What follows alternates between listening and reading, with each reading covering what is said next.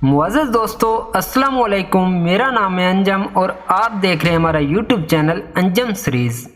हिंदू जादूगर और दाता गंज बख्श का किस्सा। दोस्तों, राय राजू एक बहुत बड़ा हिंदू जादूगर था। लोग उसे अपने जानवरों का दूध दिया करते थे और अगर कोई उसे दूध का नजराना ना देता तो वो उसके जानवरों पर ऐसा जादू करता कि जानवरों के थनों से दूध के बजाय खून निकलने लगता। एक दिन एक बूढ़ी औरत राय राजू के पास दूध लेकर जा रही थी कि हज़रत सैयदना दाता अली हजवेरी रहमतुल्लाह अलैह ने उसे बुलाकर फरमाया कि ये दूध मुझे दे दो और जो इसकी कीमत है वो ले लो। इस बूढ़ी औरत ने कहा कि हमें हर सूरत ये दूध राय राजू को देना पड़ता है, वरना हमारे जानवरों के थनों से दूध के बजाय खून आने लगता है। इस पर हज़रत दाता साहब रहमतुल्लाह अलैह ने मुस्कुराकर फरमाया, अगर तुम ये दूध मुझे दे दो तो तुम्हारे जानवरों का दूध पहले से कहीं ज़्यादा बढ़ जाएगा। ये सुनते ही उस बूढ़ी औरत ने आपको दूध पेश कर दिया। जब वो औरत अपने घर गई तो ये देखकर इसकी हैरत की इंतहा ना रही कि उसके जानवरों में इस कदर दूध था कि तमाम बर्तन भर जाने के बाद भी थनों से दूध ख़त्म नहीं हो रहा था।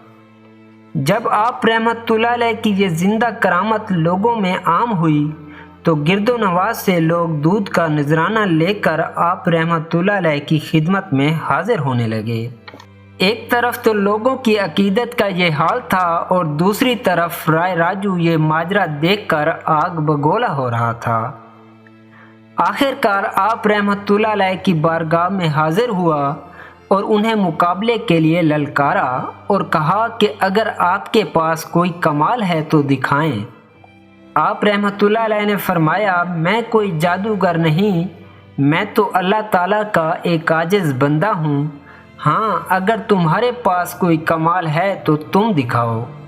ये सुनते ही वो अपने जादू के ज़ोर पर हवा में उड़ने लगा। आप रहमतुल्लाह अलैह ये देखकर मुस्कुराए और अपने जूते हवा में उछाल दिए।